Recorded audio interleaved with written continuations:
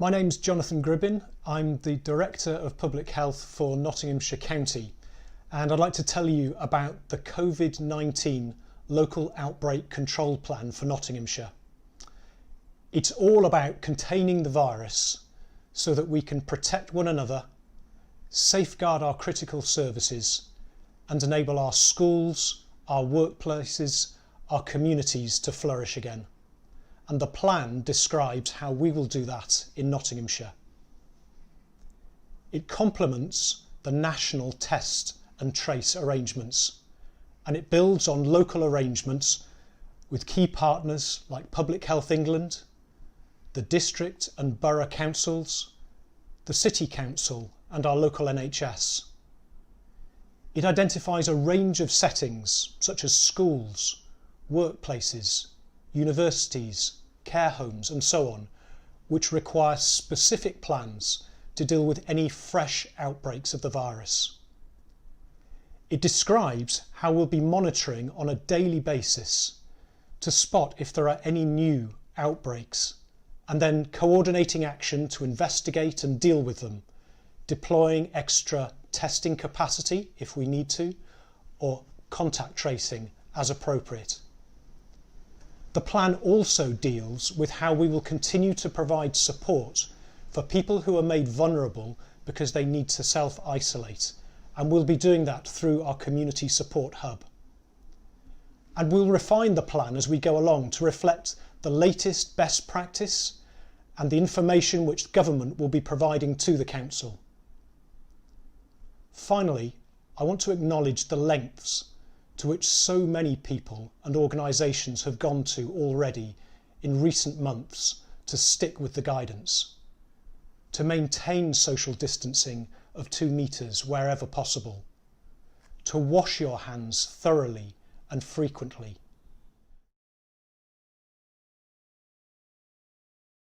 Good afternoon, everyone.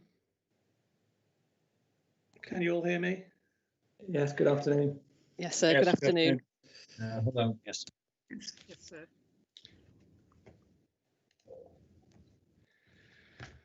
The hearing session is resumed. This afternoon we have some additional participants. We have Miss Bradley on the telephone from Nottinghamshire Wildlife Trust.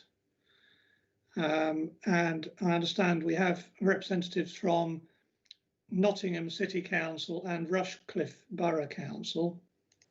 Could you introduce yourselves, please? Nottingham City Council, please. Hello, I'm Alice Ellithorne. I'm Heritage Strategy Officer at Nottingham City Council, sorry. And from Rushcliffe Borough Council, please. Hello, my name is John King. I'm a planning officer, planning policy officer at Rushcliffe Borough Council.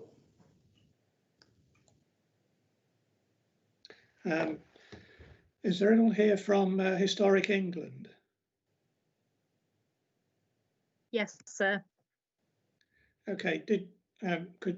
Are you here for this session on site MP2p? No, for the later session. Oh, okay, right. Okay, is anyone else here who wishes to speak for site MP2p, please? Yes, good afternoon, sir. My name's Mark Bassett from Freeth. I'm here representing Barton and Fabers Parish Council, Clifton Village Residents Association, the Larkfleet Hill Retirement Village Residents, Thrumpton Parish Council, and the Save Campaign Group. Okay. Anyone else? Okay, if you wish to speak during this session, please use the hands up facility, which is on the bar at the top of the screen. I ask that you don't use the screen share facility, please. And when you're not speaking, please can you mute your microphones. If anyone has difficulty with internet connection, or if anyone loses their connection, please contact the programme officer, Ian Kemp, who will get you reconnected. If we can just run over the progress so far with the Minerals Local Plan. I produced my matters, issues and questions and supplementary questions, and the council and the participants have responded in the form of hearing statements, and they are on the examination website. A hearing programme and an agenda have been produced, and they are also on the website. The participants who are listed in the programme for each session will have the opportunity to put their cases, and others will have the opportunity to respond. I may also have some questions. My role is to consider the soundness of the plan in accordance with the criteria in the National Planning Policy Framework. The purpose of the hearing sessions is to assist me in this. The starting point is that the council has submitted a plan that it considers to be sound. If you are challenging the soundness of the plan, then you have to explain why you think it is unsound and what changes would make it sound. I have read and will take into account the original representations that were made, and there is no need for these to be repeated. Instead, my aim is that the discussion moves on from those submissions and deals with specific questions that I have, or areas where further clarification or explanation is required. At times, I may ask for a more general contribution or a summary of your position.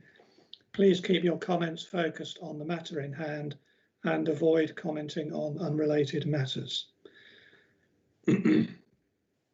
In speaking during the hearing, I ask that you are concise and specific. In particular, if you wish to highlight certain parts of your statement or other documents that form part of the examination, then that will be helpful to me when reporting.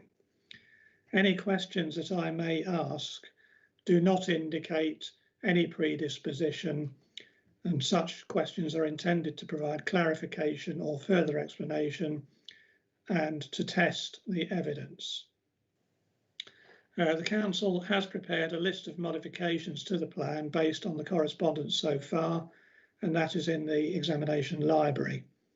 And it is open to the council to propose further modifications during the course of this hearing. The final schedule of main modifications will be subject to further consultation before I prepare my report, and the examination will remain open until my report is submitted to the council. No further representations or evidence will be accepted after the hearing sessions have finished, unless I specifically request this. The entitlement to speak on a particular policy only exists where previous representations have been made on it and where changes are sought. So discussion on each policy is limited to those listed. As the purpose is to hear views on whether the policies are sound, it is not permissible to hear comments in support of particular policies or allocations, or about sites which are not proposed for allocations. Are there any questions on the procedure before we start? Mr. Osborne James, do you have your hand up? Yes, sir. There are a number of specialist colleagues from the County Council attending this session. I didn't know whether it would be helpful for you for them to introduce themselves, because in responding to the questions, different people might be answering different elements, so there might be a slight delay, but it's I'll leave it to you whether you'd like them to. Yes, please, it would be helpful. Yes, please. Okay. Would all those colleagues like to introduce themselves, please? Good afternoon, sir. My name's Jonathan Smith. I'm the team manager of the development management team at Nottinghamshire County Council. So it is my team that is dealing with the planning application at Barton Davis. Right. Good afternoon, sir. My name is Jason Morden. I'm the Senior Practitioner Historic Buildings. Okay. Good afternoon, sir. My name's Nancy Ashbridge. I'm a landscape architect. Okay. Good afternoon, sir. I'm Helen Jones. I'm also a landscape architect. mainly here to answer any questions about methodology of landscape and visual impact assessment. Okay. Hello, sir. I'm Nick Crouch. I spoke briefly yesterday. I'm the Council's Natural Environment Manager, and I'm here from an ecology perspective. Okay, thank you. Right, now this afternoon we are firstly dealing with the site allocation MP2p Mill Hill near Barton in Fabis. The way that I would like to approach this is to split it down into topic areas, please. So I'd like to deal with biodiversity first, and then landscape impact,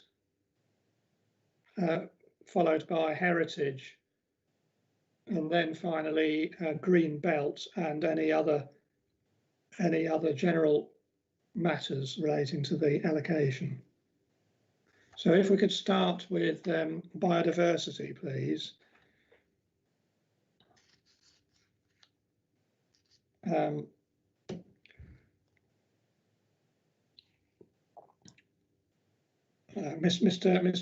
Mr.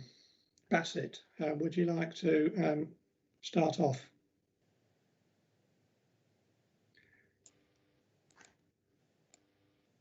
Thank you, sir. Yes, I mean, ecology is one of a number of issues which our client has with this proposed allocation.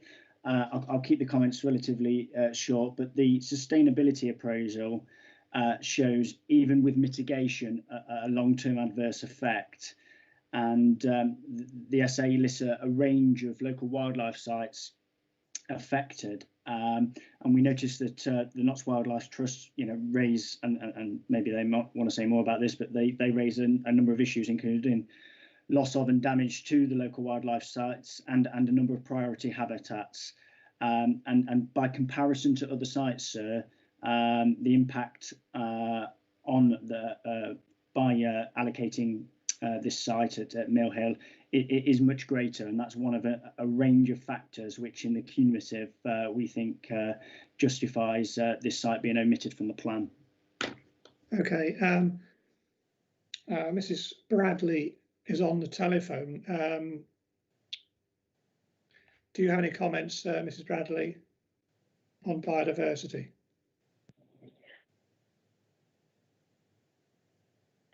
Good afternoon, sir. Can you hear me? Yes, I can. Yes. Thank you. Yes, I'd just like to reinforce the points raised by Mr. Bassett. You've obviously had my detailed submissions, so I won't obviously review those. But I think the emphasis to make is the fact that this really is an exceptionally damaging site in terms of biodiversity. Now, I've been involved in mineral planning in the county for many, many years, and I've rarely seen a site obviously, of such high ecological value already present being brought forward as an allocation with multiple local wildlife sites, priority biodiversity section 41 habitats, a whole raft of protected species, including Schedule 1 birds, otters, species protected under European law, potentially affected by this development.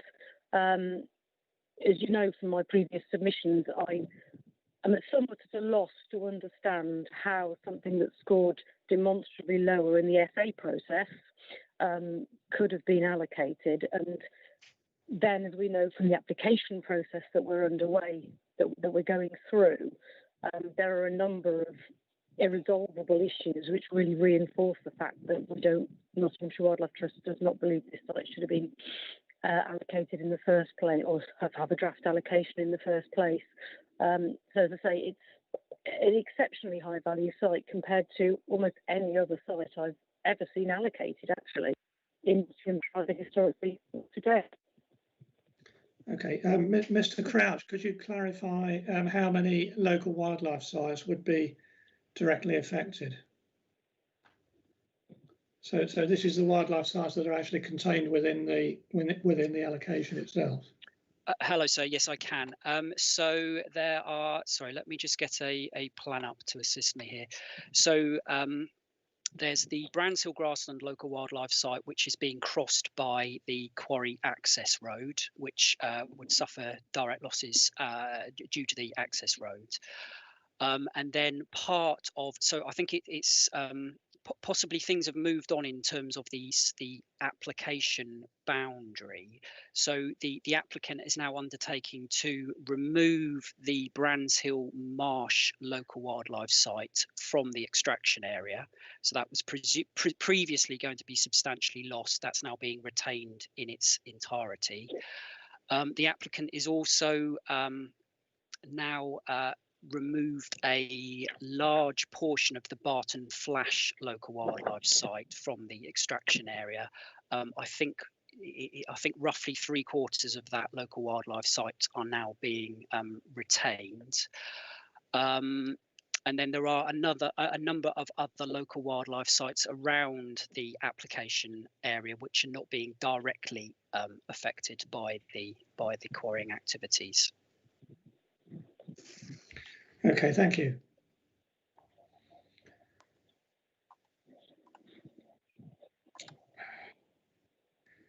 Right, and perhaps could the council explain the position regarding whether the restoration scheme would or could achieve a net gain in biodiversity on this site? Who would be, would that be Mr. Crouch or? So yes, Jonathan Smith from the development management team. As you'll be aware from, you will have seen the regulation 25 request letter that's been that was submitted or sent to the applicant last August. I believe it was appended to one of Barton Favers Parish Council's submissions. A net gain calculator has been undertaken and was submitted as part of the previous regulation 25 submission. There were some serious concerns about about how that calculator had been undertaken, and through the Reg 25 request, the applicant has been asked to undertake that net gain calculator process again, and so we are anticipating the submission of a further net gain calculator with the next Reg 25 submission, which I understand that Mr. Rees might be able to provide clarification. A submission is due shortly.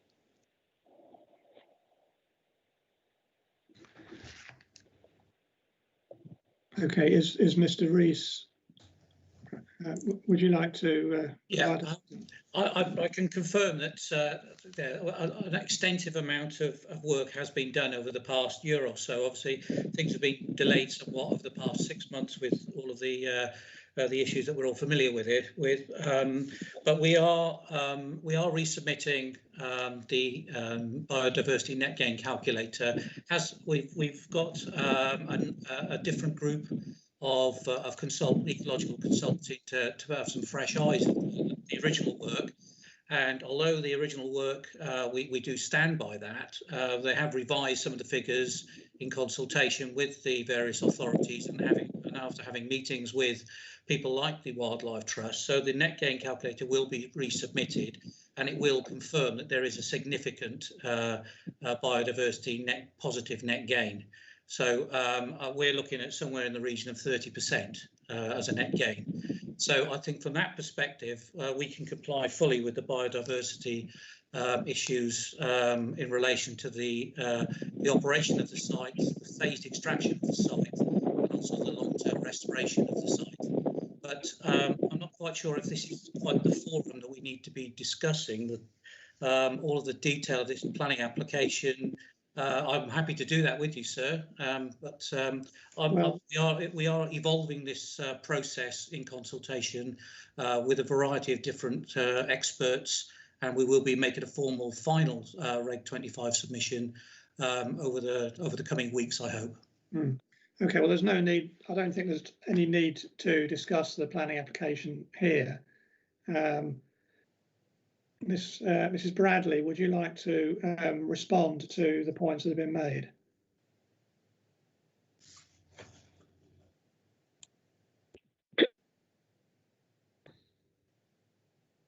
Thank you, sir. Yes, I mean, I think really to reiterate, as I said previous, that we wouldn't have to be at a stage where we've gone through 3 rounds of Reg 25 responses and are still awaiting the response to the third one, which, as Jonathan Smith said, was actually requested in August 2019. We're now in, obviously, October 2020. Clearly, there are a lot of issues that need to be resolved, but a year on, we still haven't received that information. So coming back to the point that the Wildlife Trust believes that this part of the plan is unsound because this allocation should not have ever come out of the SA process because of the way it's scored. Nothing that has happened since in the planning application process has changed that, and nothing material has happened in any other external context that changes the fact that we believe this to be an unsound allocation, just according to the council's own scoring and the sustainability appraisal. Because if you look at this, you know, there are, and I've laid this out obviously in details in previous responses, but there are other sites that score have much less damaging scores than this one does. So we remain, I'm afraid, puzzled as to why it would have had an allocation. Mr. Bassett, would you like to respond to those points? Well, obviously we echo the Notts Wildlife Trust comments in respect of ecology, and we'll come to it. We have a great number of other concerns with regards to the SA as well. I suppose my only other comment at this stage would just be a note of caution, sir, in terms of the submission regarding the net gain of biodiversity. We haven't got anything in front of us to sort of evidence that. So I think that's the only further point I'd make on ecology.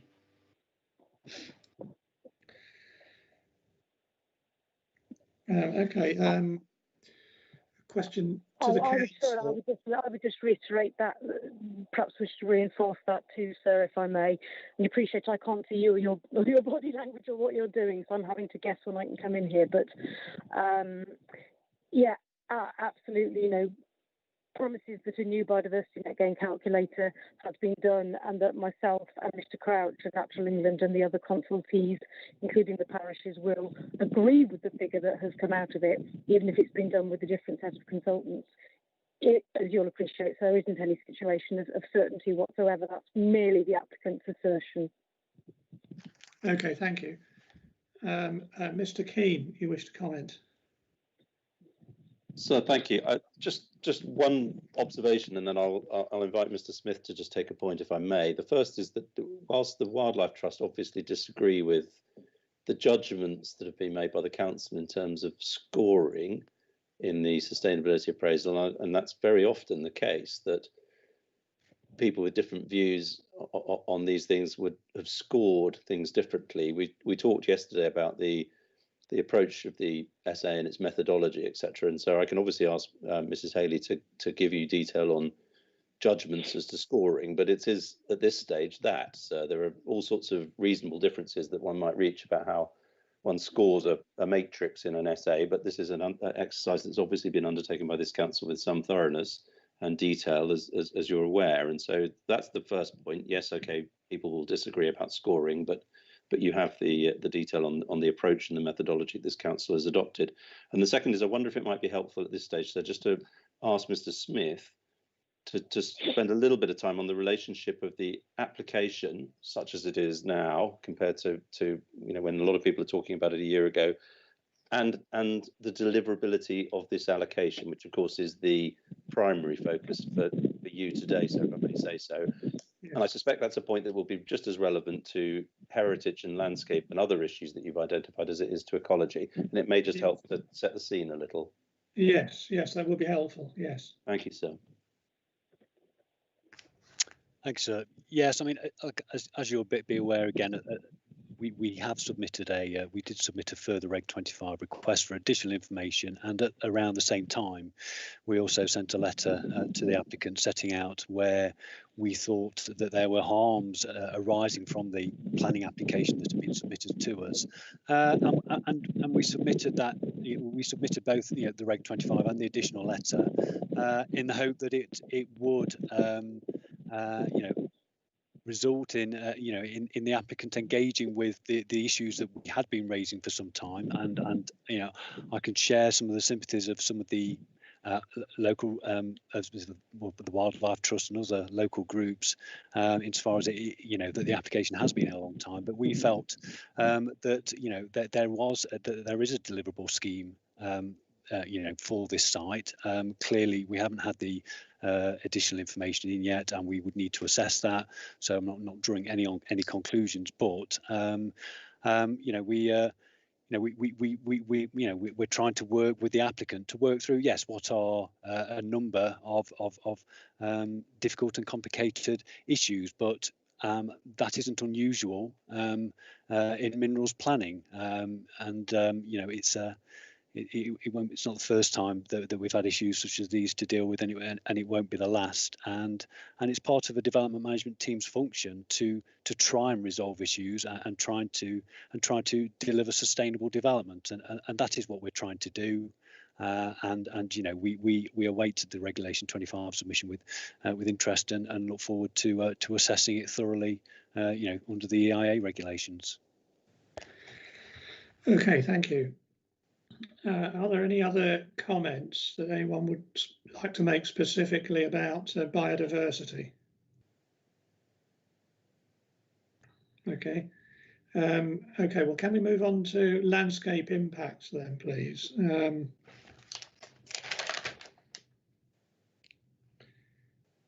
And we have Nancy Ashbridge and Helen Jones.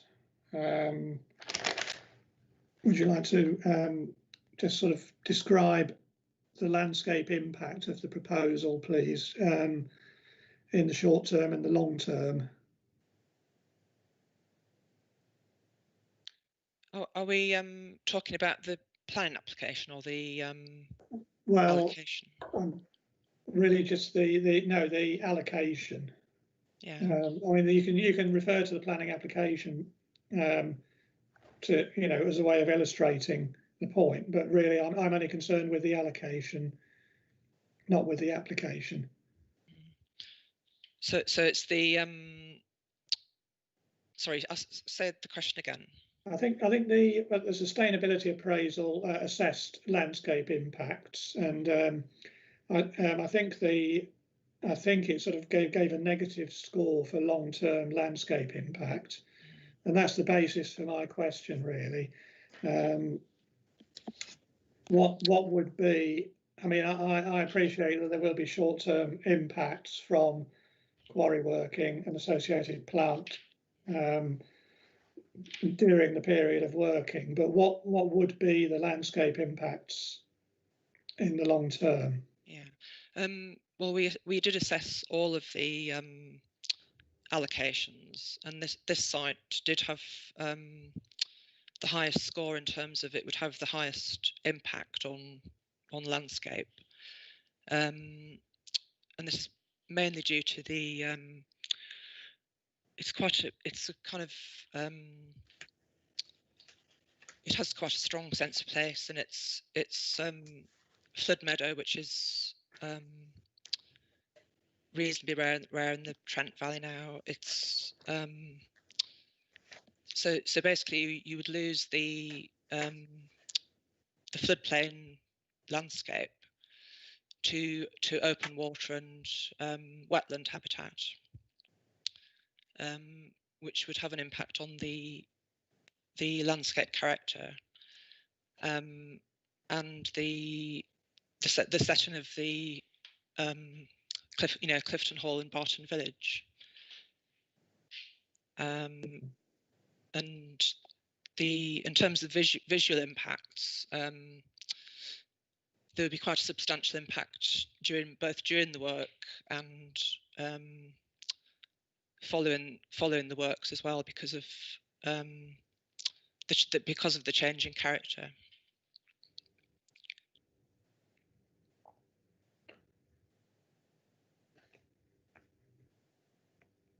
I don't know if you want to expand any further on that, Helen. Do you with the? The only thing I'd say, so the information that Nancy was just referring to is all set out in the landscape and visual impact assessment document produced by us, and it's page 21 of Appendix 1. So that summarises the landscape impacts and the visual impacts of that particular site. Mr. Bassett, would you like to comment? Thank you, sir. Relatively short point on this. I mean, the landscape impact does again form part of our major concerns with this. I think the County Council's own sort of landscape advisor there confirmed that this site has the highest score in terms of both the operational phase and the post-restoration phase in landscape impact. Just to go back to a point that Mr. Keane made in respect of the SA scores, these aren't disputed scores. These are the scores of what the SA actually says. So that is the evidence in front of us. Slightly linked into the heritage point, so we might come into this, but you know, and again, it was mentioned just a moment ago that the landscape forms part of the wider historic setting to a range of heritage assets. And so in that context, again, we're puzzled why the site with the sort of highest score in the SA seems to have made it through to allocation.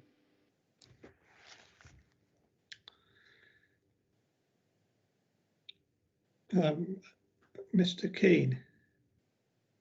So thank you. I'm going to ask, if I may, to Mr. Smith to pick up on this, because you know fundamentally what's being asked is why has the council selected this site with the landscape impact that it's been adjudged to have when it's been assessed compared to other potential allocations. And again, that's relevant to the context of what the council knows about what has been submitted to date in relation to a pending application, which, as we've heard, is yet to be finalised. But I think that context is important to understand, because you know, particularly in the context of any other site that they may have, we don't want to go back through the SA, but it's clear that all of these sites would have some sort of impact or another, and it's important to understand that context. So if I can ask Mr.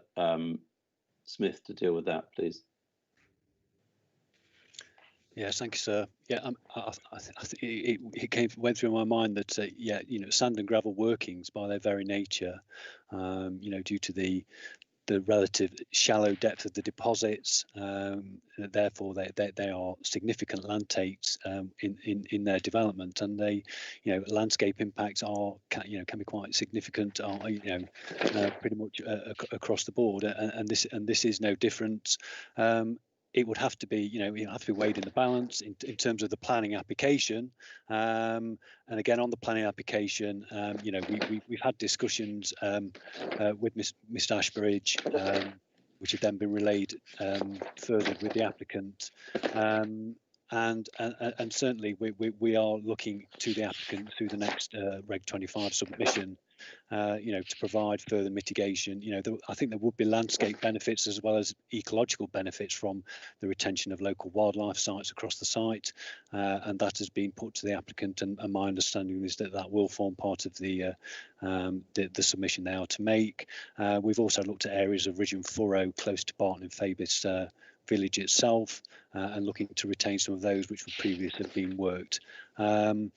And so, yeah, in terms of, you know, again, these are all things that will have to be balanced, and you know, as part of the application. But at the moment, you know, we are awaiting that additional information, and we'll be in a better position to judge that then.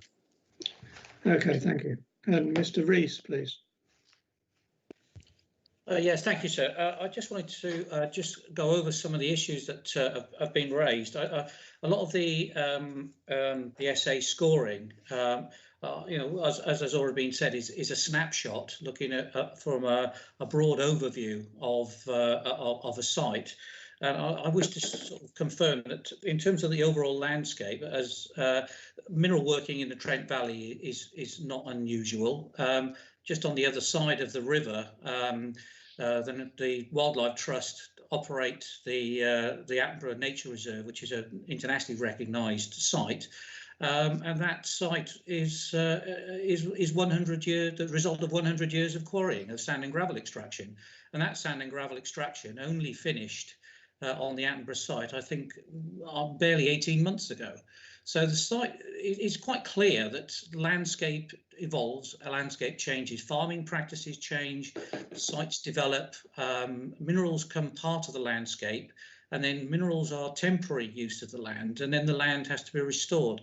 And we have taken on board, as Mr. Smith said, some of the comments that have come out, because we have submitted a planning application well before the mineral plan has evolved. The essay came out. There is in the essay mitigation to overcome some of the issues, and we've tried to take them on board, and such as the scoping opinion for the original application. I don't want to go into too much detail, but the scoping opinion didn't raise many of these issues, but these issues have come flagged out as the mineral plan has evolved and the site has evolved through the planning process. So it is an iterative process, and we are working closely with various groups and also the planning authority to try and address the issues as these issues evolve. And some of the issues were not there at the original stage of the planning application. So that's why it has taken a number of Regulation 25s with the evolution of the mineral plan as well. So, but I just want to sort of emphasise the fact that a lot of the issues are in the NPPF in terms of policies.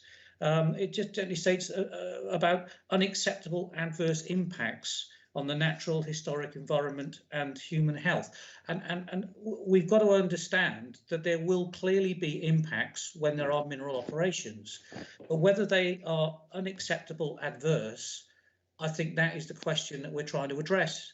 We're looking at a broad plan to develop a site, and there are positives and there will be negatives, and we've got to try and address the negatives with as much mitigation, and we have tried to do that through evolving, especially the restoration and working scheme, to remove some parts of the site which have clearly got significant ecological issues, and retain parts of the site which may, from a landscape perspective, may be of importance, and then create a restoration plan over a period of 15 or 20 years, which will then be commensurate with the local landscape. And I think we've tried to do that and reduce the amount of water bodies and try and increase the amount of grassland.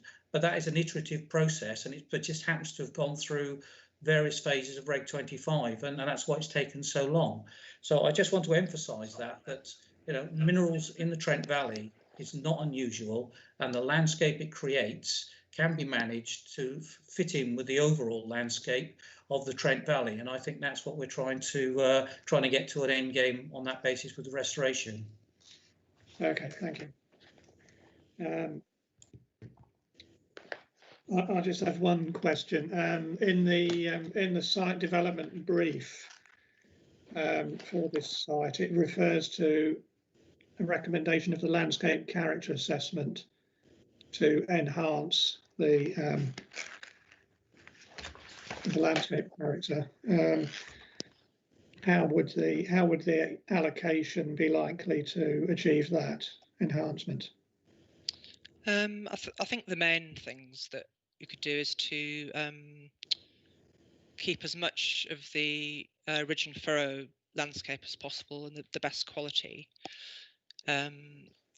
which obviously we have been discussing, and to keep as much of the pasture, either keep pasture or restore it to pasture rather than open water and wetland habitat.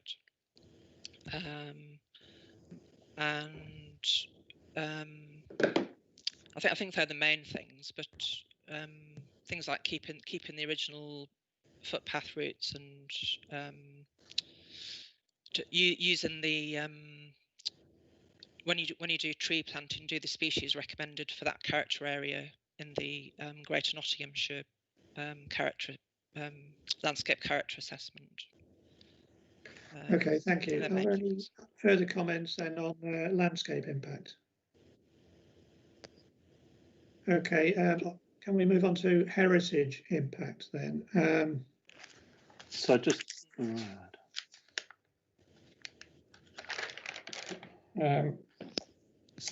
yes, I have Mr. Morden Mr. Keane. You're on mute. Your microphone's muted. Apologies, sir, and apologies for putting my hand up too slowly before you moved on to heritage. I was just going to, if you'll indulge me, sir, ask Mr. Smith again, if I may, to come back in on the point you asked about mitigation measures in relation to landscape issues before we move on to heritage. And obviously, I know when we do move on to heritage, landscape's also a relevant component of that. But just before we move on, if we may. Yes. Okay. So yeah, I think I'll just echo what Ms. Ashby has just said in terms of certainly the retention of retaining some of the better features of the landscape, such as the ridge and furrow, such as the local wildlife sites. I mean, the application originally sought to store some soils from phase 1 of the development on the Brands Hill grassland, and they would have been retained permanently. That has been removed from part of the proposals now, and the soils will be used now as part of the restoration in the valley part of the site, and that will bring a benefit of actually of reducing the amount of open water by putting those soils to beneficial use. So, I think, as Mr. Rees has said, this continues to be an iterative process, and we continue to work with the applicant to try and find the best solutions in trying to move the application forward. Thank you. Okay, thank you.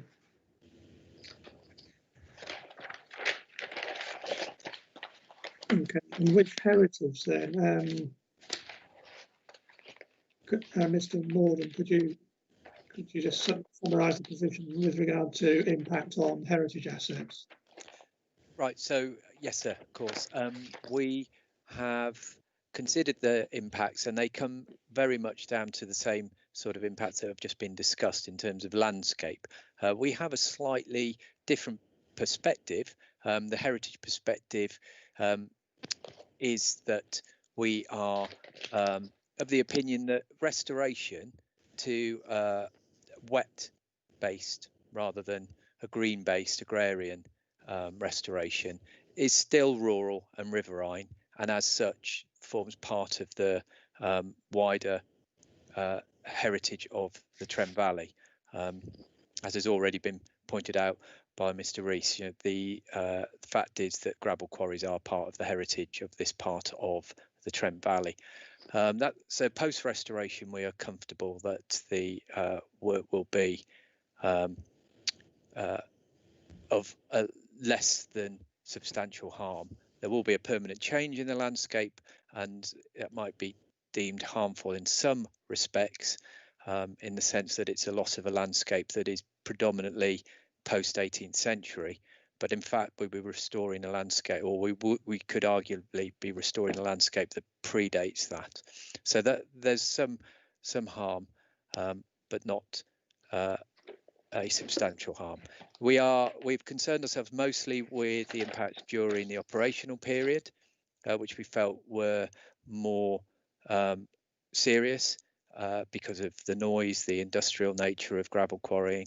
But as has been examined in the planning application, I think quite successfully, we've been able to move from a position where we were very concerned to a position where we're less concerned. We've seen some mitigation, we've seen some suggestions.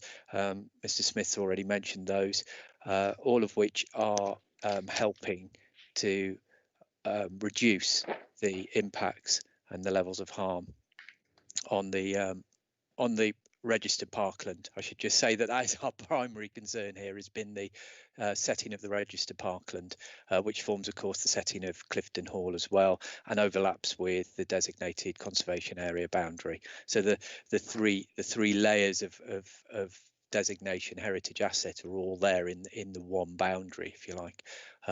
So the effects are one effect on one is an effect on all of them. But we are now in a position where we feel that the harm caused during any likely extraction period would be also less than substantial. Okay, thank you.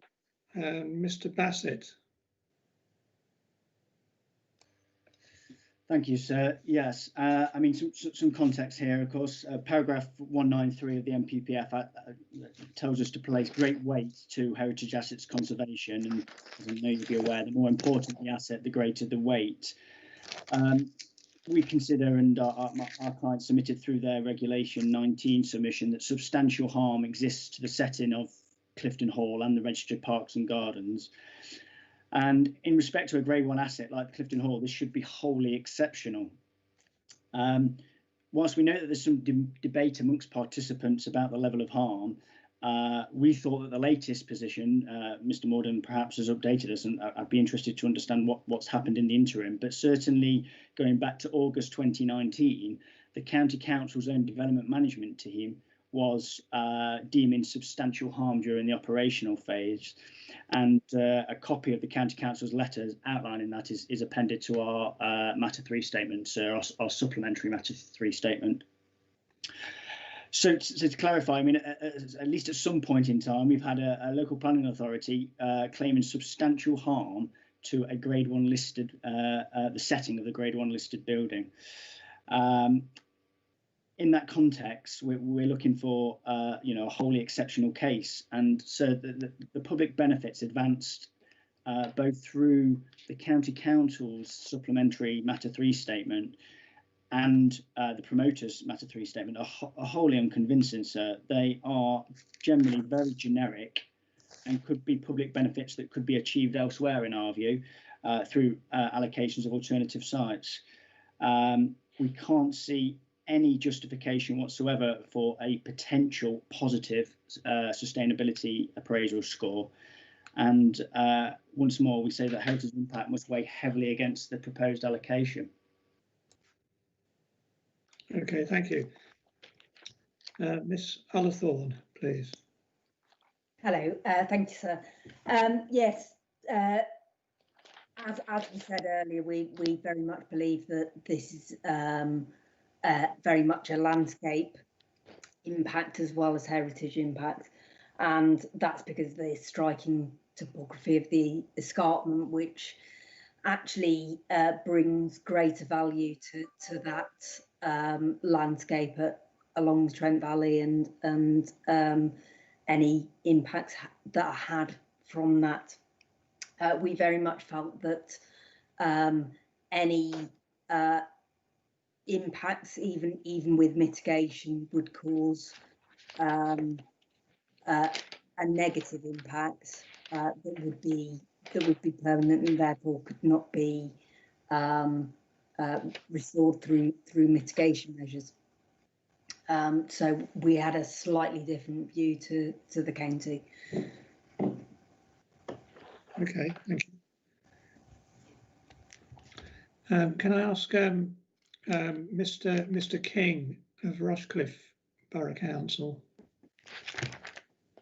do you have any specific comments on landscape and heritage? No, not specifically. No. Obviously, heritage is very much the concern of the city and the listed hall and the grounds. We would just endorse obviously we would have raised, similar to Mr. Bassett, the sustainability appraisal and how that's assessed it. And we broadly supported the sort of the negative impacts that identified. Yes.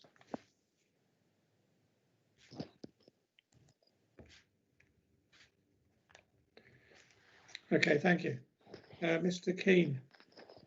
So thank you. I would just like to ask Mr. Marden to deal with one point before we move on to anything else, heritage or otherwise, which is there's plainly disagreements as to degrees of harm that may arise as a result of the allocation. Although I think, and I'll be corrected if I'm wrong, I think that Not City also reach a conclusion that harm would be less than substantial. So there's a difference there. I see Ms. Ullathorne nodding, thank you. So there's a difference there between the two authorities and the parish council. But can I ask Mr. Marden to deal with the significance of the setting of the hall and the registered park and garden, and any change that there might have been since the heyday of the hall, and now it's obviously a long period of time. I don't want to spend too long on it, but just for some context, Mr. Marden, please, as to what are you looking at when you look at the significance, how it's changed, and how that feeds into judgments of substantial or otherwise harm? Okay. Yes. So from the registered parkland point of view, I was looking at the actual establishment of the parkland, which goes alongside the development of the country house. So it's a modern development in the sense of being a post 16th century, and the heyday of that particular site, I think, was during that period, the early period. It has some very fine and significant plasterwork within the hall itself, and there's a parkland. There's enough evidence to suggest that the parkland was being developed quite actively in that period as well.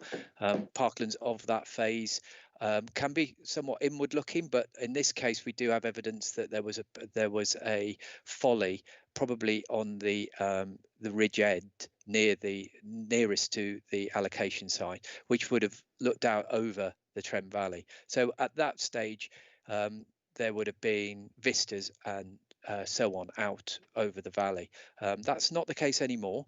That woodland, that wilderness, as it would be referred to, sort of semi-formal wooded area, does not have those vistas anymore. Certainly the structure didn't outlive the country house period, so that particular banqueting house stroke folly at the far end that would have acted as a vista isn't there anymore.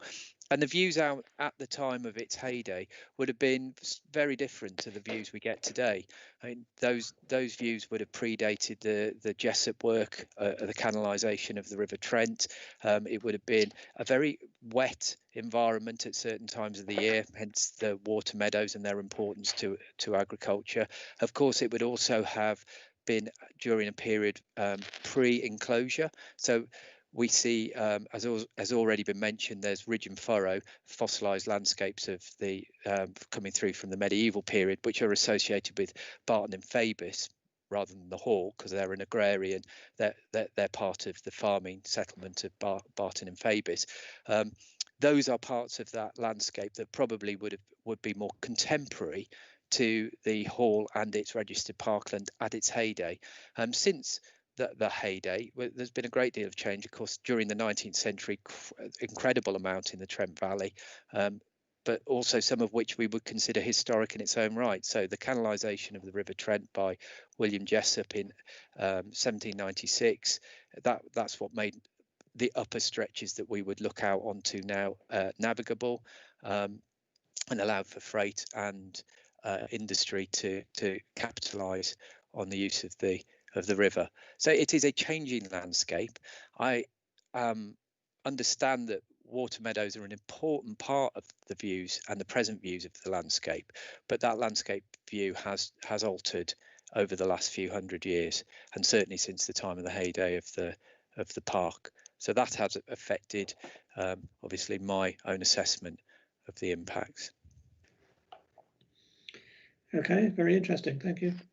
Mr. Bassett. Two quick points, sir. As far as we're aware, nothing has been submitted against the application since August 2019. So we are still slightly perplexed about what has brought about the change in the view for the county council from substantial harm to less than substantial. But notwithstanding that, sir, even if we are dealing with less than substantial harm, that is still a significant constraint for any proposed allocation to get over in terms of demonstrating public benefits. And as we said earlier, so the public benefits are generic, and I think even against a less than substantial harm test weigh heavily against the allocation of the site.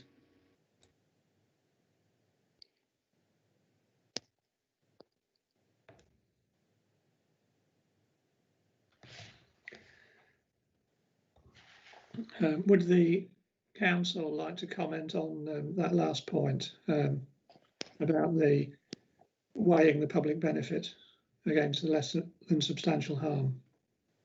Yes, I'll just, I mean, I think you probably don't need me to read this out to you, but clearly the test for less than substantial will be in paragraph 196. And again, it will be a balancing exercise of balancing those impacts against the public benefits of the proposed development. And, you know, we know what the MPPF says about mineral extraction and the great weight that should be given to it in terms of, particularly in terms of its benefits for the economy. So that will just go into the balance as the application moves forward. Okay, Mr. Rees. Yes, thank you, sir. I just would like to refer you back to my submission in relation to the questions you raised about heritage, and we've only really looked at the Clifton Hall and the estate in relation to development since the 1950s, and I did include some maps and plans from the Ordnance Survey Plan dated 1952, comparing that with the Ordnance Survey Plan of 2018. And as you can see, if you look at the plans that in 1950s, Clifton Hall and Clifton Village were a very isolated rural part of Nottingham, not even part of the Nottingham city, as I understand at the time. But from 50 years later, the Hall has been completely surrounded by a massive amount of urbanisation with the development of the Clifton estate.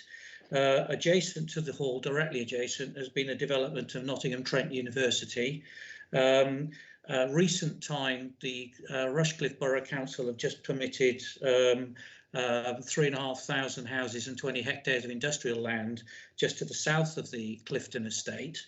And Nottingham City Council, as I understand, have recently granted planning permission for another 150 houses directly adjacent to the Hall in an area that's on the Ordnance Survey map shown as playing fields, directly south of the Hall, that lies between the Hall and our proposed site processing plant area. So I think there is no context that the site is going to have an adverse impact on the landscape of this area, because the site has been completely changed in the past 50 to 70 years by the mass urbanisation and expansion of Nottingham that's actually been driven by Nottingham City Council. They're the ones that built all of the Clifton estate and approved all the development.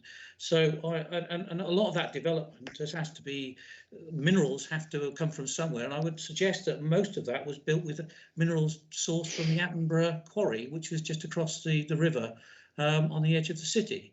So I think, as we said earlier, landscapes evolve.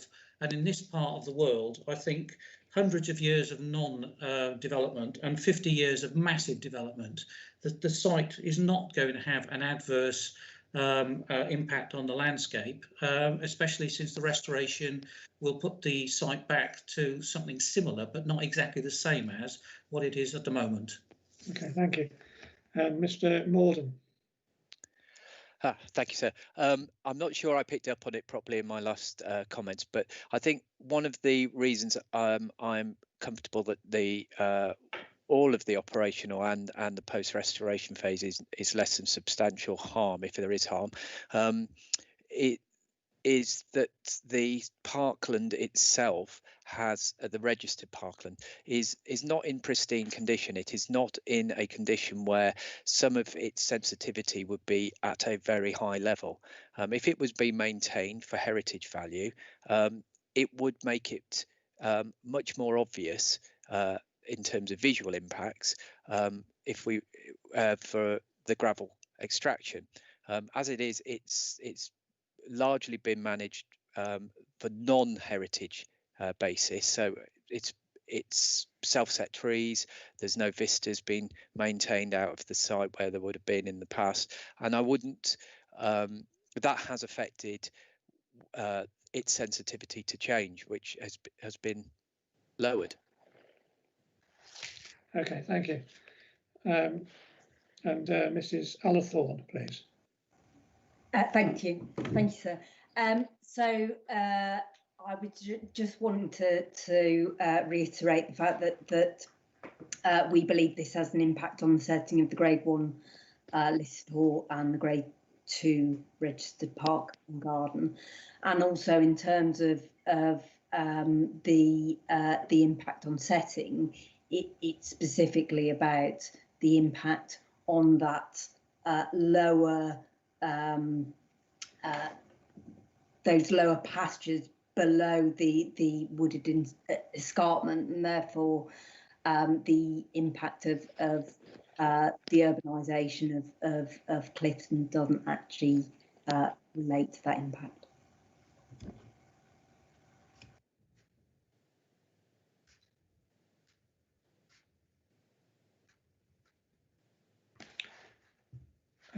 Mr. Morden, you have your hand up. Do you have any further comment to make? Yeah, it's just with regard to the other development that we have just heard about, which is considerable amounts of change to the south and east of the registered parkland. I would suggest that the harmful impacts that those will create are quite obvious. They're changes from agrarian rural landscapes to permanent urban landscapes. The changes that the gravel extraction allocation would lead to are they remain rural, so that landscape is a riverian, a riverine landscape. It is a landscape which would have less agrarian component to it in the loss of the water meadow, but it would remain rural and would not be permanently industrialised. Okay, thank you. Are there any further comments specifically about heritage? Okay, right. Do the parties I've read all of the comments made about effect of the development on the green belt. Does anyone wish to raise anything further? Mr. Bassett. Thank you, sir. It's not specifically about the green belt, but I just feel that it's important that I can just sort of summarise our client's position. And can I refer you to page 61 of the site selection methodology and assessment document, which is SD21, sir. Just take a quote out of that. It says, in relation to this site, when tested against sustainability objectives, it has a higher negative impact than the other sites. But whilst the sustainability appraisal reports very negative impacts in the operational phase, these become slight negative impacts in the long term. We do actually dispute that. In terms of landscape impact, the site scores higher than other Nottingham-related areas. The site is selected nonetheless on grounds of geography, even though there are less damaging sites in other parts of the county. So I think so that really gets to the crux of the argument with this particular allocation. The sustainability appraisal, I think, is very clear. It's unequivocal that it is the most harmful site that's been allocated. And it seems to have been allocated on the basis of some kind of perception that if it wasn't, it would affect the geographical spread of the sites around the county. But there's a real absence of evidence for that, sir. And we think if you look at the cumulative impacts, and we've discussed them in some depth in relation to ecology, landscape, heritage, and also the greenbelt, the cumulative impacts of them are significant. And when looking at the benefits of the scheme that have been sort of put forward by both the county and the promoter, none of which I don't think are unique to this site, i.e. they could be achieved on other allocations that have substantially less harm than this site. Thank you, sir. Okay, thank you. Mr. King. Thank you, sir. Yeah, on the greenbelt issue, I think we're just a little unclear as to what the county's position is on whether this is or isn't appropriate or inappropriate development. Regarding the application, I've seen a letter regarding that they regard it as inappropriate development, yet in their written statements on the allocation that they're of an open mind. Now, we believe that issue needs to be resolved, so then you can, if it is deemed to be inappropriate, then you go on to establish whether there are very special circumstances to allocate the site. I appreciate that's very much going to be perhaps your call on that. And then if you do need to establish very special circumstances, you look at harm to the openness, which we've all written presentations on that, so let's not go into too much detail. You also consider the any other harm, and obviously any other harm is the variety, the broad impacts that the sustainability appraisal has identified. So we believe that that issue needs to be addressed in terms of whether it is or isn't inappropriate development. Well, I mean, this is a matter that, are you referring to the planning application here? Well, it does get a bit sort of messy, doesn't it, when we have a planning application on the one hand where we've had information submitted that a lot of these issues have been resolved, but really this is about the allocation. Well, I agree that, yes, I mean, that's for my consideration, it's the question of the allocation. And so it would be helpful if the council had a view on whether it was inappropriate or appropriate development. Okay, Mr. Keane, respond to that. So, thank you. Just one moment, if I may.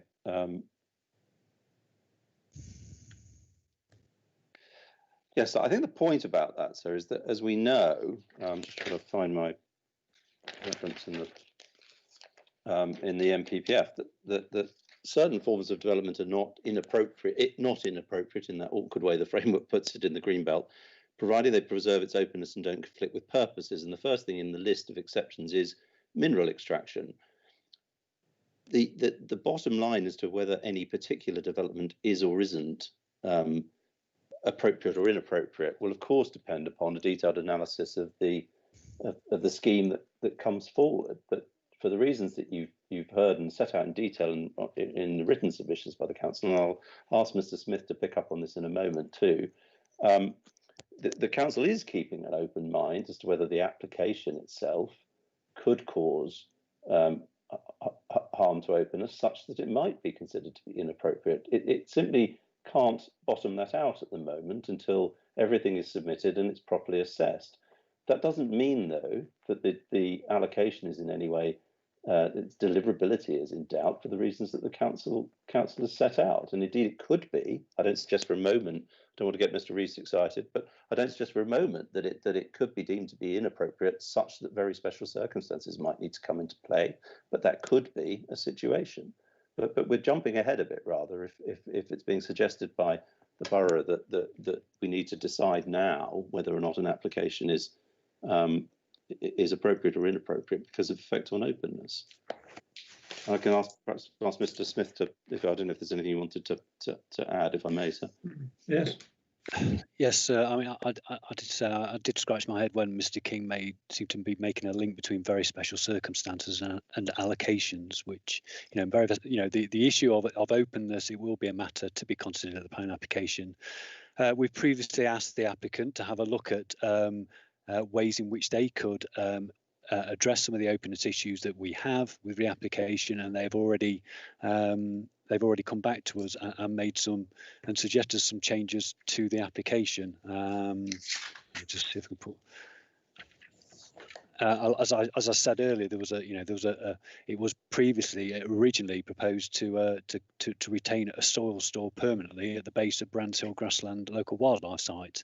That no longer forms part of the application, and there are benefits to that in terms of both the local wildlife site designation and in terms of a permanent impact on openness. There was going to be some permanent retention of soil bunds in the plant site area. They're now to be used in the restoration of the scheme, and there are other matters as well. And we have asked Mr. Rees to look at this again, and I expect some changes to come forward because when we were talking about the biodiversity element, there was a reference made to the Brands Hill Marsh local wildlife site. Now it looks as though that will be retained in full. That was due to be part of phase 1 of the extraction area. All the soils from phase 1 were to be moved into the plant site, and so there will be a recalculation of how much soils will be need to be stripped and moved into the plant site, and that again might have implications for the impacts on openness of the greenbelt. We do retain an open mind, but the MPPF is clear that yes, it allows for inappropriate development to for if we consider that there are harms to openness, then there are the very special circumstances test will then be taken, and but that is part of the planning application process, and I just do not see this this matter having any influence on the deliverability of the site per se and its allocation in the plan.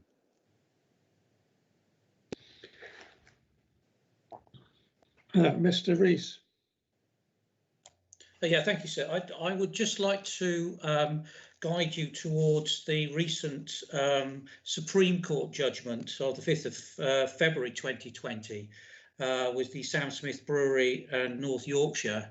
I think that is a material consideration in understanding quarrying and greenbelt, because it is linked directly to a quarrying operation, and it is linked to greenbelt issues. And basically, as a way we understand it, the conclusion was the fundamental aim of preventing urban sprawl by keeping land permanently open was the conclusion, and there was an element there of permanence, which quarrying is not permanent, and providing that there is not any urban sprawl, then and the general restoration is generally open, but landscaping is accepted as part of the normal quarrying operations, and that's not contravening the openness of the greenbelt. So I would suggest that Supreme Court judgment on greenbelt is very, very useful in interpreting openness and minerals development, sir. Okay, thank you. Okay, does anyone wish to make any other comments on site MP2p, Mill Hill?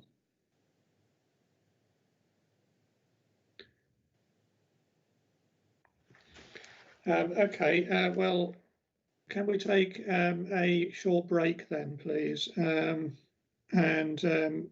if we can come back at 3:30. Okay, thank you very much. Thank you.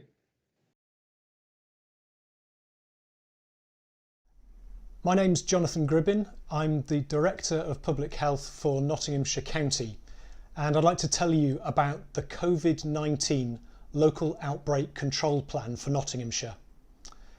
It's all about containing the virus so that we can protect one another, safeguard our critical services, and enable our schools, our workplaces, our communities to flourish again.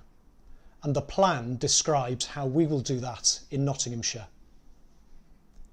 It complements the national test and trace arrangements, and it builds on local arrangements. COVID-19 is in our communities, and the number of cases is on the rise. So it's essential that we each play our part in full by following all of the government guidance.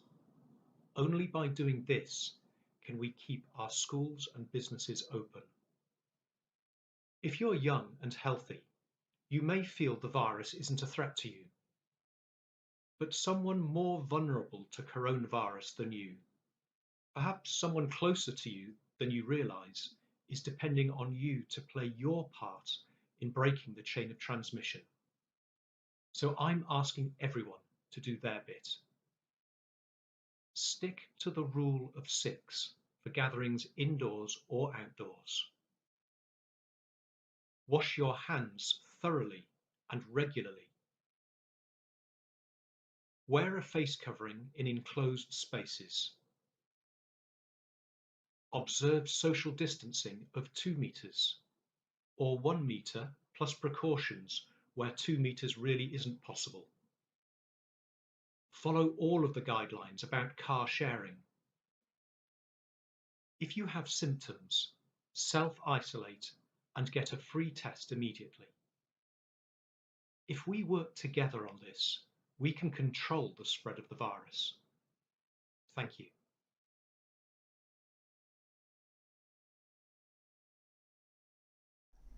My name's Jonathan Gribbin. I'm the Director of Public Health for Nottinghamshire County, and I'd like to tell you about the COVID-19 Local Outbreak Control Plan for Nottinghamshire. It's all about containing the virus so that we can protect one another, safeguard our critical services and enable our schools, our workplaces, our communities to flourish again. And the plan describes how we will do that in Nottinghamshire. It complements the national test and trace arrangements, and it builds on local arrangements with key partners like Public Health England, the district and borough councils, the City Council and our local NHS.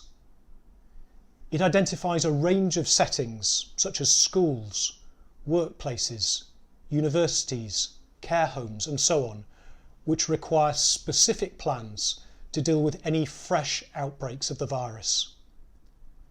It describes how we'll be monitoring on a daily basis to spot if there are any new outbreaks, and then coordinating action to investigate and deal with them, deploying extra testing capacity if we need to, or contact tracing as appropriate. The plan also deals with how we will continue to provide support for people who are made vulnerable because they need to self-isolate, and we'll be doing that through our community support hub. And we'll refine the plan as we go along to reflect the latest best practice and the information which government will be providing to the council.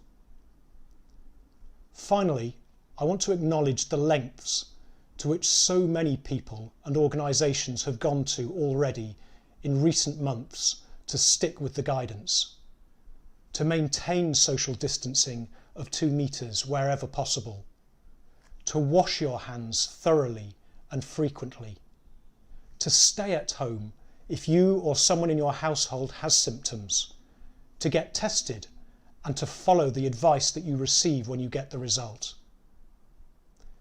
By observing the guidance, you're protecting not only your own life and livelihood, that of your friends and also your loved ones, but also that of people you may never meet, but people who you're depending on and whom we must each depend as well.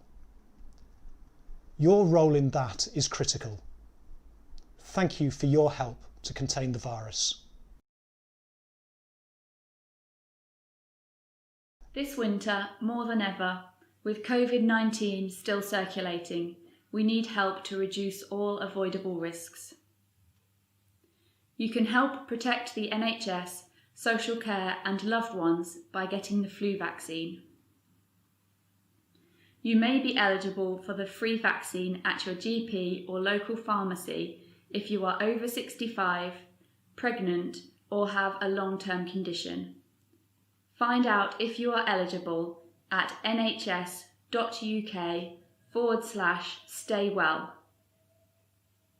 Children up to year 7 can get the free nasal spray at school or through their GP if they are below school age. If you are not eligible for the free vaccine, you can pay for it at your local pharmacy. The flu vaccination does not give you flu. It reduces the risk of catching flu, as well as spreading it to others. If you had the vaccination in the past, that will not protect you as the flu strain changes every year, so you need to have a new one this year. It is also important to wash your hands often with warm water and soap. Use tissues when you cough or sneeze, and bin used tissues as quickly as possible. Thank you for helping to protect yourself and loved ones this winter.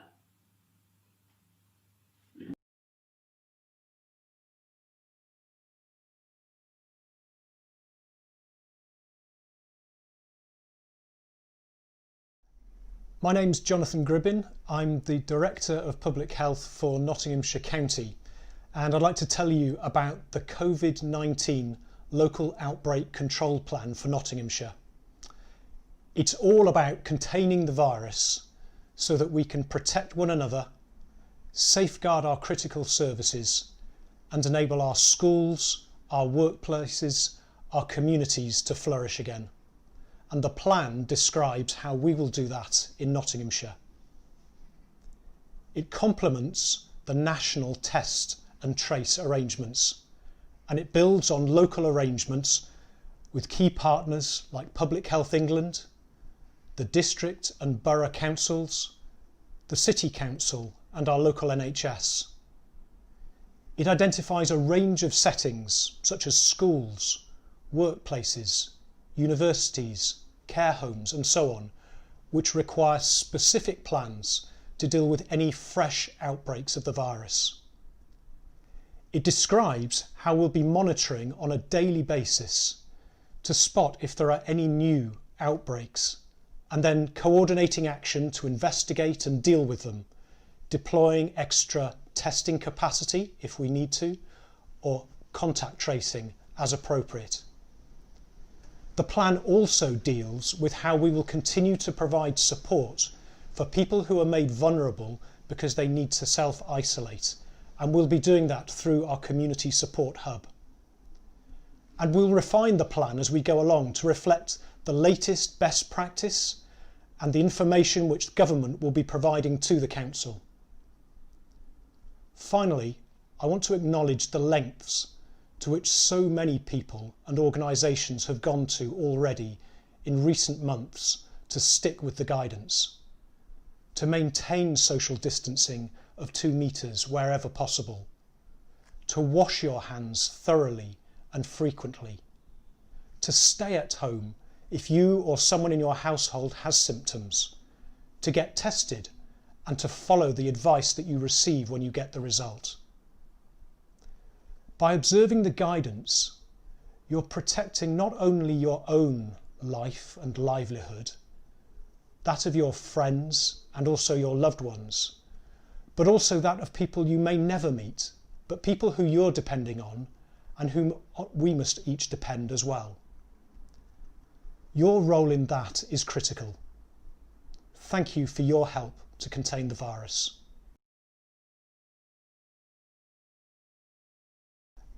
My name's Jonathan Gribbin. I'm the Director of Public Health for Nottinghamshire County, and I'd like to tell you about the COVID-19 Local Outbreak Control Plan for Nottinghamshire. It's all about containing the virus so that we can protect one another, safeguard our critical services, and enable our schools, our workplaces, our communities to flourish again. And the plan describes how we will do that in Nottinghamshire.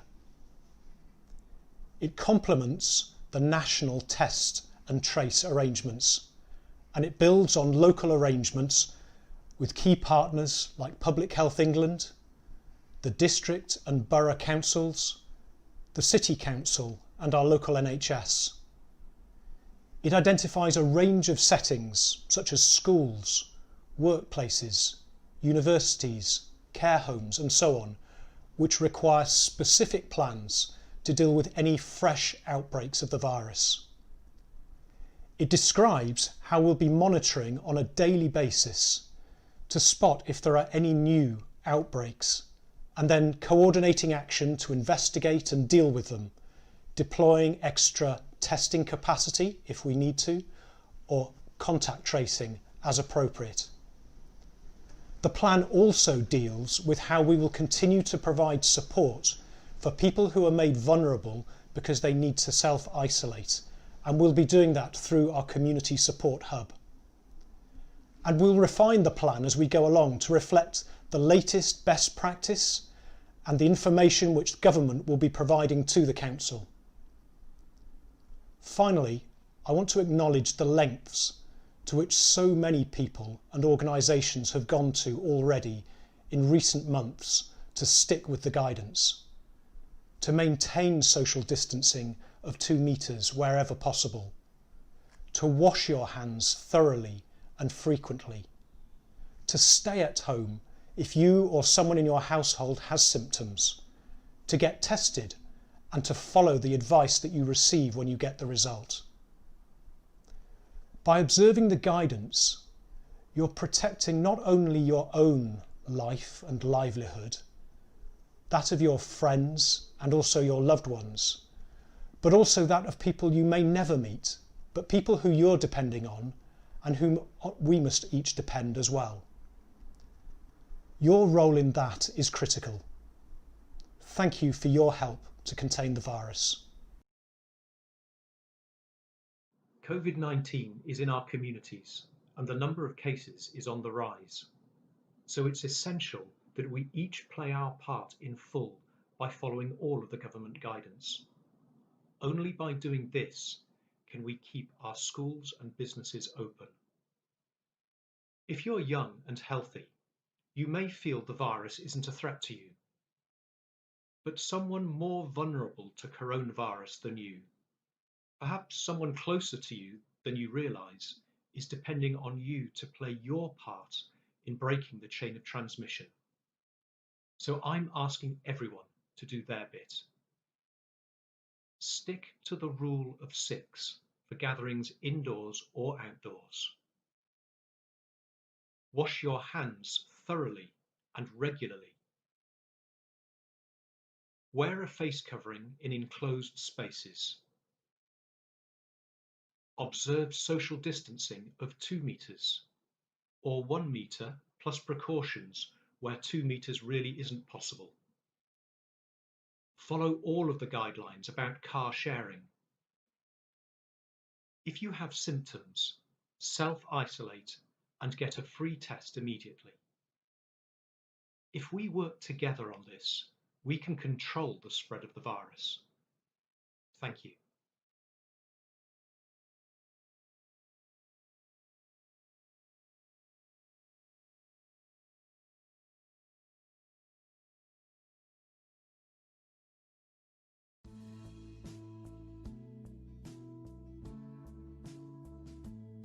The 3 words I'd use to describe my role is team, rewarding and challenging. Positive, team, supportive. 3 words I'd use to describe this job: gratifying, inspirational, challenging. This winter, more than ever, with COVID-19 still circulating, we need help to reduce all avoidable risks. You can help protect the NHS, social care and loved ones by getting the flu vaccine. You may be eligible for the free vaccine at your GP or local pharmacy if you are over 65, pregnant or have a long-term condition.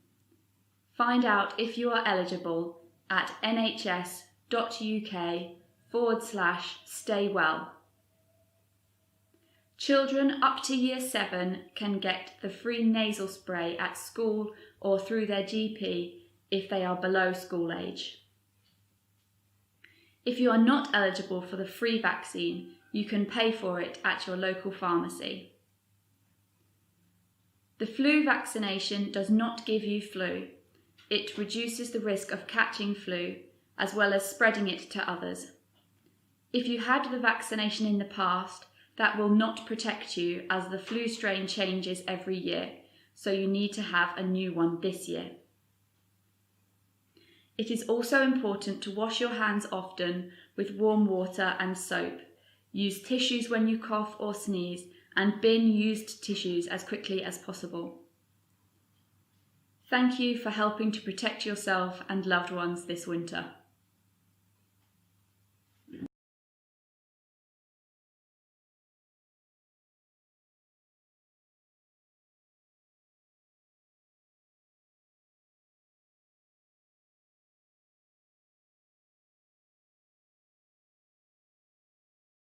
COVID-19 is in our communities and the number of cases is on the rise. So it's essential that we each play our part in full by following all of the government guidance. Only by doing this can we keep our schools and businesses open. If you're young and healthy, you may feel the virus isn't a threat to you. But someone more vulnerable to coronavirus than you, perhaps someone closer to you than you realise, is depending on you to play your part in breaking the chain of transmission. So I'm asking everyone to do their bit. Stick to the rule of 6 for gatherings indoors or outdoors. Wash your hands thoroughly and regularly. Wear a face covering in enclosed spaces. observe social distancing of 2 metres, or 1 metre plus precautions where 2 metres really isn't possible. Follow all of the guidelines about car sharing. If you have symptoms, self-isolate and get a free test immediately. If we work together on this, we can control the spread of the virus. Thank you.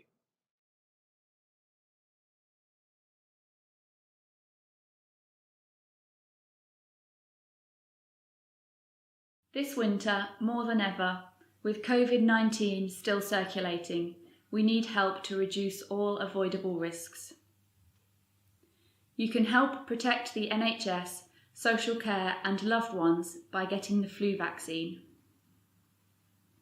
You may be eligible for the free vaccine at your GP or local pharmacy if you are over 65, pregnant or have a long-term condition. Find out if you are eligible at nhs.uk/staywell. Children up to Year 7 can get the free nasal spray at school or through their GP if they are below school age. If you are not eligible for the free vaccine, you can pay for it at your local pharmacy. The flu vaccination does not give you flu. It reduces the risk of catching flu, as well as spreading it to others.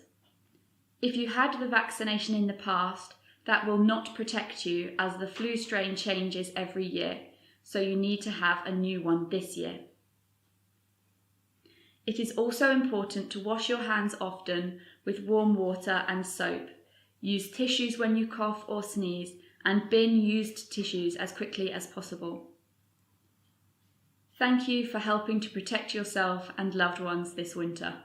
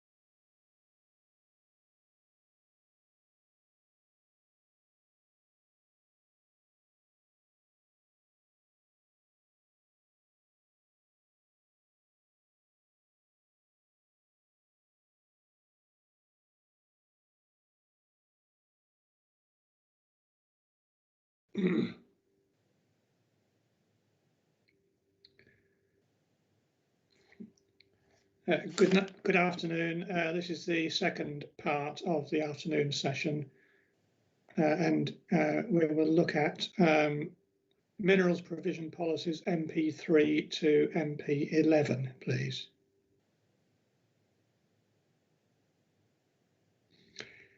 And yeah, we have Miss Rosamond Worrell from Historic England. I understand that you're here primarily for policy MP9. Is that right? That's correct, sir. Yes, with my colleague Tim Allen. Right. Okay. And I understand we also have someone from SLR Consulting. Yes, that's me, Sir Anne Dugdale. Hello. Hello. And you're here for policy MP9. Yes, that's right. Okay. And also my client from Steatley Dolomite, Andrew Graham. Okay, right. Hello, sir. Okay, is everyone here?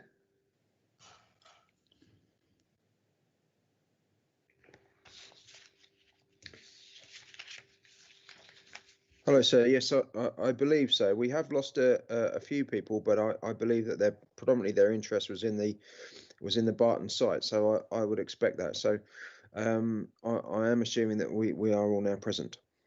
Okay, yeah. Okay, thanks. Right, right, policy MP3, which is Sherwood sandstone provision. I just have one question on that, which relates to the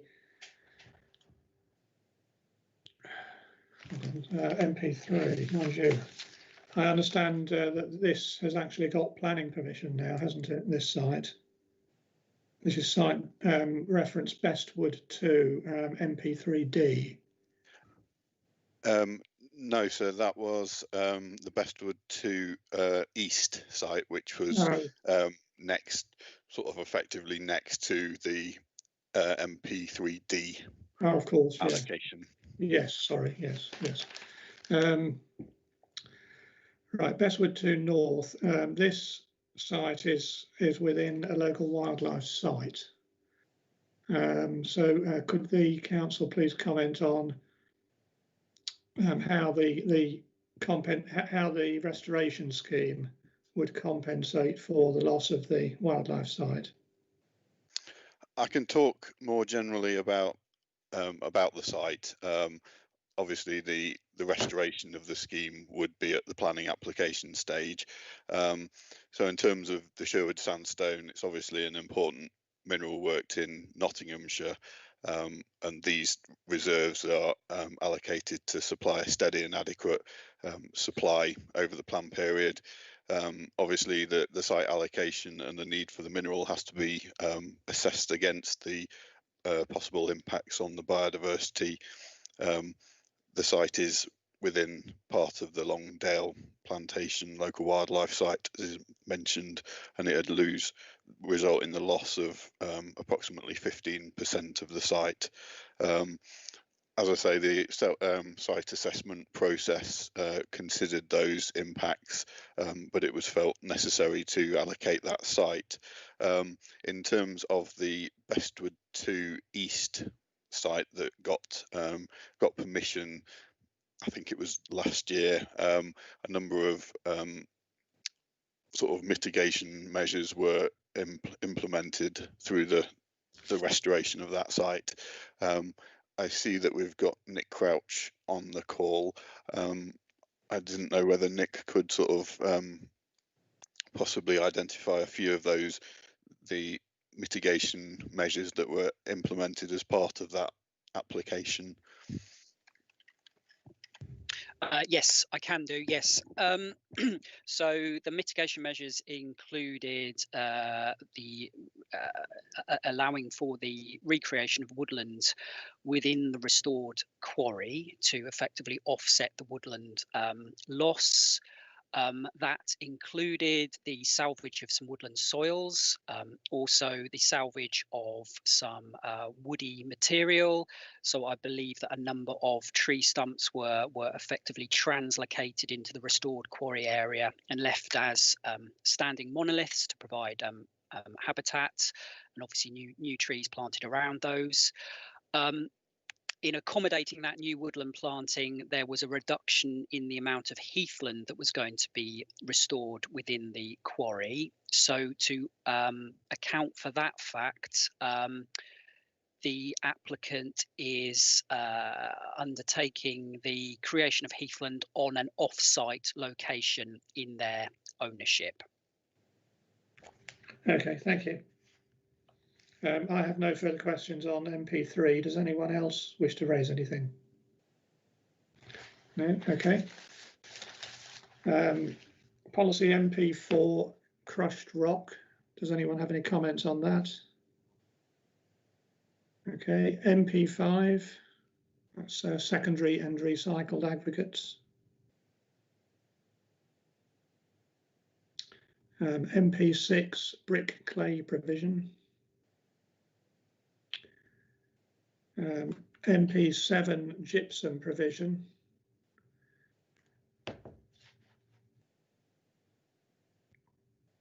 Yes, I have a similar question on the proposed allocation MP7C, Banty Quarry. I understand that involves loss of part of a local wildlife site. How it's the same question really. How would the restoration scheme compensate for that? Yes, sir. So in terms of the gypsum worked at Bantycock, that's a very high quality gypsum, and it's the only known resource of its quality in the UK. So obviously there's a national need for that mineral, and that would be balanced against the potential, well, the impacts on losses such as the local wildlife sites. Again, at this stage, the planning application would be the route that the detailed mitigation would be identified, and obviously the work would have to be done by the applicant to balance the needs of the mineral against the loss of those local wildlife sites. Okay, thank you.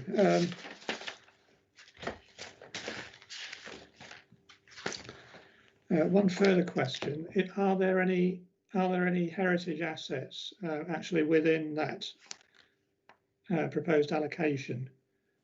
I understand Balderton Grange and Cowtham House are heritage assets. How would the allocation affect those? And what are they designated heritage assets? Would Jason be able to identify those? I'm afraid I couldn't. Not without. I can come back to that if you give me 10 minutes just to dig out the plans and have a look at the HER. But as far as I'm aware, we didn't pick this up in the SA, so I would, we're fairly thorough at that part of the process. So okay. I don't think there is anything we've missed, but I can double check for you, sir.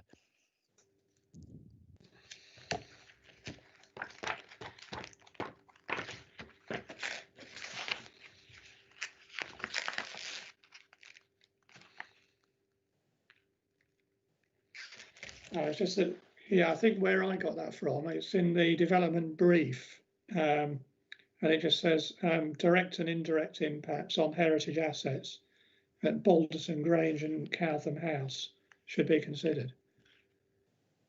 But I just wasn't clear as to whether they're designated or not, and how the proposal would be likely to affect them. Yeah, Mr. Morden. As far as I'm aware, they are both non-designated heritage assets. But as I say, I will double check that for you, sir. Okay. Okay, thank you.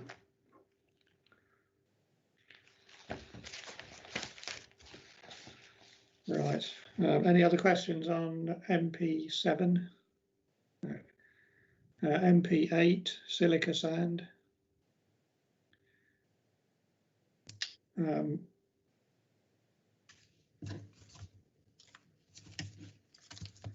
And MP9, industrial dolomite provision.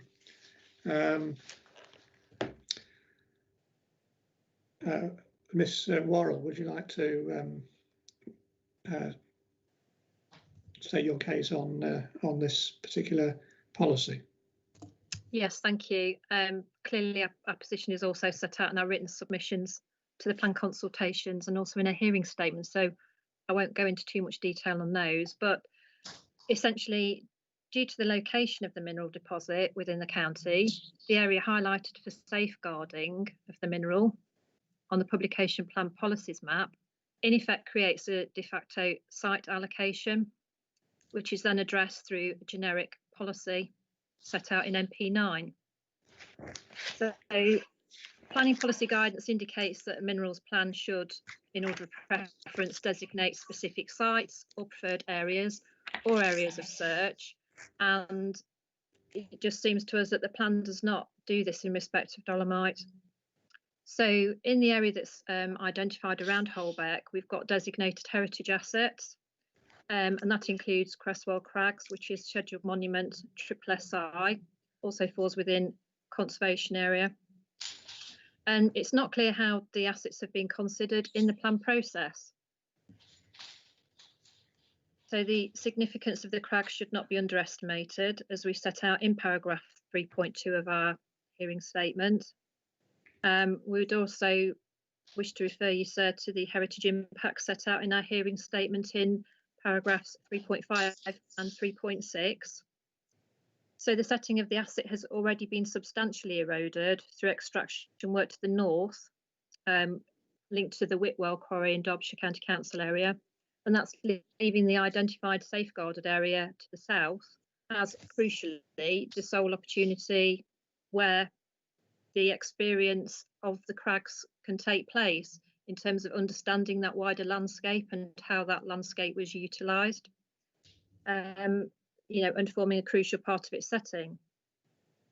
So we've also got the concerns with regard to the focus on the international market that's been set out within the plan when the MPPF requires planning policies to provide for local and national importance. We've noted the modifications proposed by the council in document exam 16 as well, but we don't feel that they address our concerns.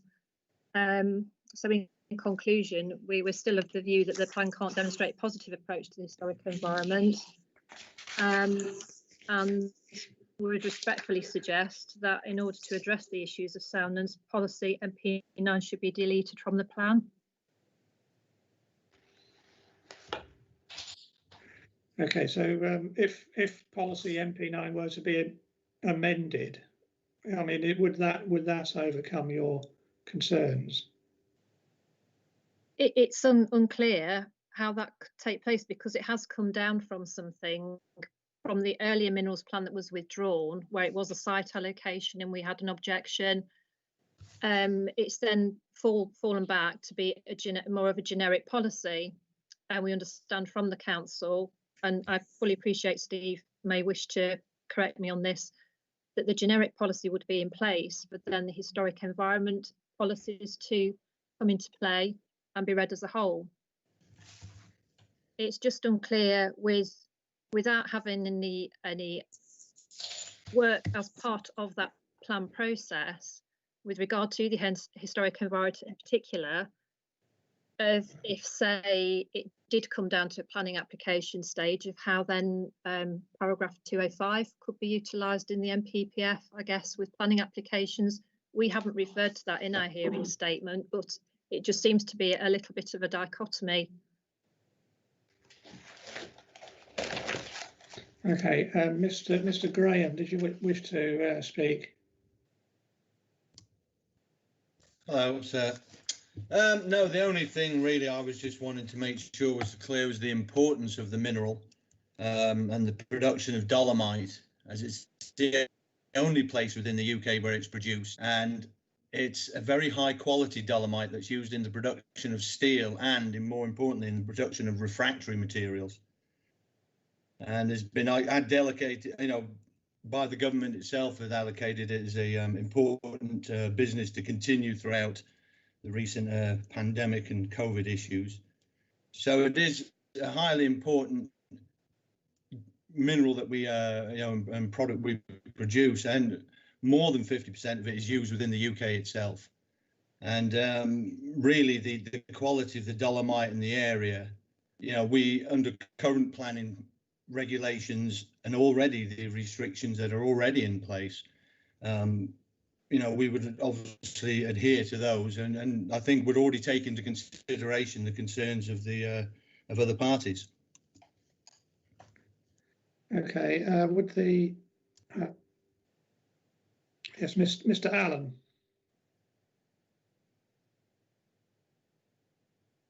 Is Mr. Allen? Yeah, if I may, sir, to expand on what my colleague Ms. Worrell was saying there. Yeah. The key problem for us is that within Nottinghamshire County, as far as I can see, the identified resource is that southern end of the magnesian limestone ridge, the ridge that then extends right up into County Durham. The crags are a site of national and international importance. They're type site in the Middle Paleolithic and in the late Upper Paleolithic, the two key periods in which People are exploiting the warmer climate to live on the edge of where, just about the edge of where it's possible for humans and Neanderthals to live. And having lost that land to the north of the gorge, that high ground on the south of the gorge is the last spot really where you can appreciate that relationship between dwelling in the gorge and dwelling out across that expansive landscape. Because as we set out in our statement, people are not just living in the caves and the gorge, they're extending across large areas of that landscape. And that authenticity that you gain from that being the real piece of landscape can't be replicated, even were it possible to stick reinstate that landform, which is probably unlikely given the slopes. So to take back to my key point is that because the resource is in the same place as the piece of physical landscape that makes that key contribution to significance, having a policy which generally provides for, if the case is made for exploitation, for that to be granted, yet at the same time, the proposed modification is to take into account the significance of crags.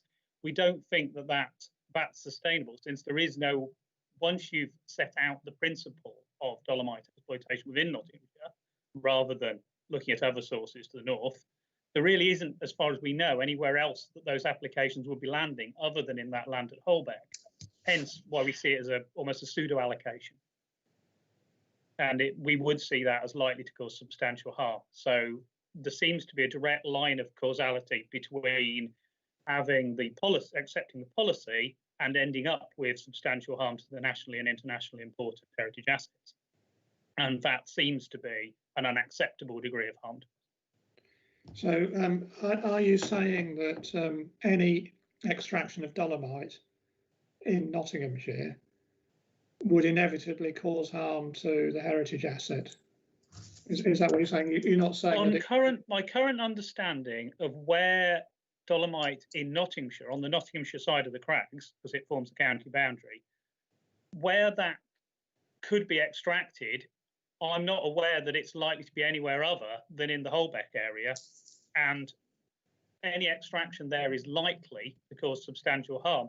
Now, if an applicant at a future date was able to come up with some methodology and to demonstrate how that could be done without causing that harm, then they'd be free to do that in a planning application against the main normal MPPF criteria. But by creating a policy specifically for dolomite within the Nottinghamshire Plan, they're framing that one site, for all that it isn't a site allocation, unless there's some other viable sources of dolomite within Nottinghamshire, those applications will be falling in the area likely to cause substantial harm, in our view. Okay, thank you. Ms. Dugdale. Yeah, just to come back on the area that potentially is suitable for extraction. So as we said in the written statement, Steatley have been undertaking drilling exploration within a number of areas surrounding the Whitwell works, so both in Nottinghamshire and elsewhere in other authorities. And in the Nottinghamshire area in particular, there are potentially 3 sites that are currently under consideration. The drilling work was completed earlier in 2020. The results are currently undergoing laboratory analysis. And as we said in the submission, it is absolutely critical to the ability of the works to continue to meet its current markets. So quality is key, and that's the reason why this particular works is the only site currently in production in the UK. So I think there's maybe a bit of misunderstanding as to the exact area that potentially is available. I'm not quite sure what's being referred to in with regards to the Holbeck area. It is true that the dolomite outcrop doesn't extend very far south into Derbyshire, into Nottinghamshire from the Creswell Crags sort of southwards. But there are still options for more than one site to be brought forwards, and that is still actively being considered by the company. Okay. Okay, thank you. And Ms. Worrell. Thank you, sir. That was just to clarify one of the things we've for Anne, that we've referred to the Holbeck area. That's with regard to the safeguarded area that's shown on the policies map that's part of the publication plan. And our comments for our hearing statement are that areas of search, we're not aware areas of search have been indicated or preferred areas of search. So as you're saying that there are 3 areas that have been looked at, that may fall into one of those categories, but we're not aware that that's been undertaken as part of the plan process, and that's part of our concerns at present. Thank you. Thank you. Mr. Osborne-James. So I'd just like to confirm that the purpose of the safeguarded areas generally is to protect known mineral resources from unsuitable development.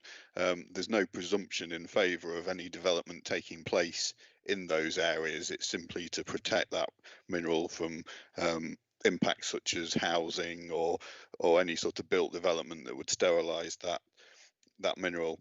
The safeguarded area was identified previously by the minerals industry, and so that has been safeguarded along with all the other minerals that are safeguarded.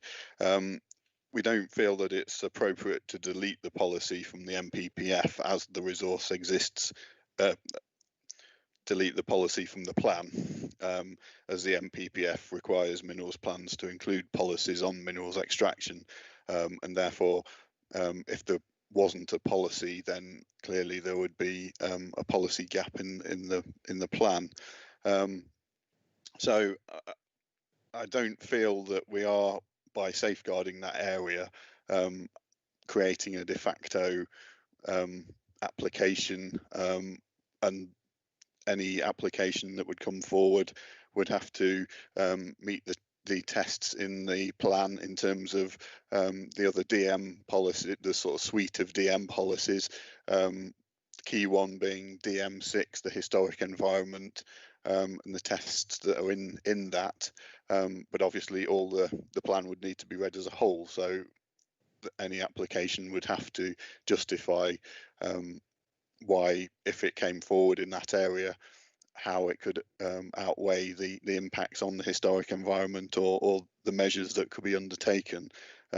So we feel that the policy is suitable, and that the safeguarding area is simply there to protect the mineral in the future. Thank you, sir. Thank you. Are there any other comments on policy MP9? No. Okay, well, thank you very much. Are there any comments on MP10, building stone provision? Mr. Morden.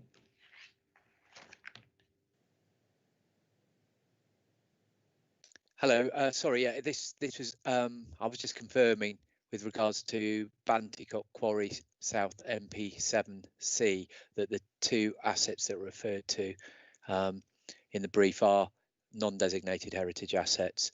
They in fact are things that we identified at the County Council through our thematic survey of farmsteads.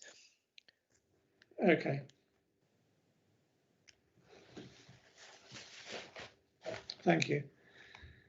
And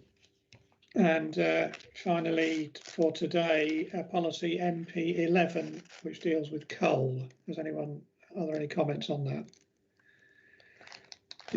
No. Okay. Well, thank you all very much for your contributions today.